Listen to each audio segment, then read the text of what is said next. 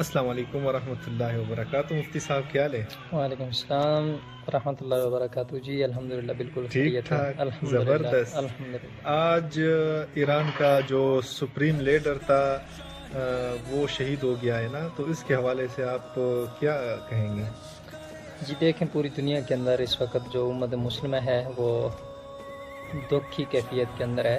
اس کی وجہ یہی ہے، پوری دنیا کے اندر یہی ایران اس وقت صہیونی طاقتوں کے آگے ڈٹ کر کھڑا ہے۔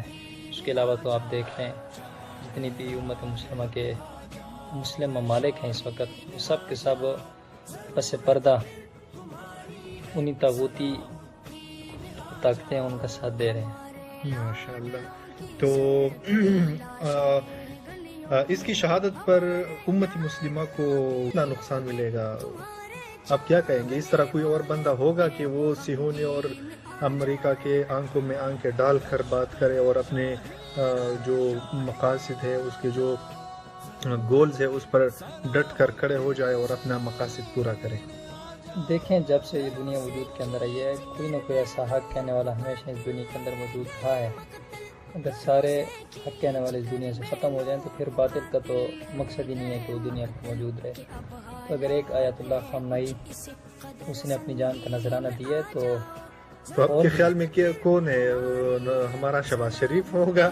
اس کے بعد شہباز شریف ضروری نہیں ہو سکتا، عمران خان ہے، نواز شریف ہے، مریم نواز ہے، مریم نواز، ماشاء سینکڑوں اللہ۔ ایسے ہیں جو اسرائیل کا مقابلہ کرنے کے لیے تیار ہیں۔ نہیں مسئلہ ایک ہی مسئلہ ہے، مسئلہ یہ ہے کہ غیرت نہیں ہے ان کے اندر۔ جس دن بھی ایمانی غیرت اور طاقت آ گئی تو کوئی بھی ہو، وہ پھر مفتی بلال بھی جب ان کے مقابل کھڑا ہو سکتا ہے، وہ مفتی صاحب الحسن کھڑا ہو سکتا ہے، وہ مولانا ادریس صاحب کھڑا ہو سکتا ہے۔ مسئلہ یہ ہے کہ ایمانی غیرت کتنی ہے ہمارے۔ تو آج کل آپ کے خیال میں کون اس طرح ہوگا کہ وہ کھڑے ہو جائے ایمان غیرت کے ساتھ؟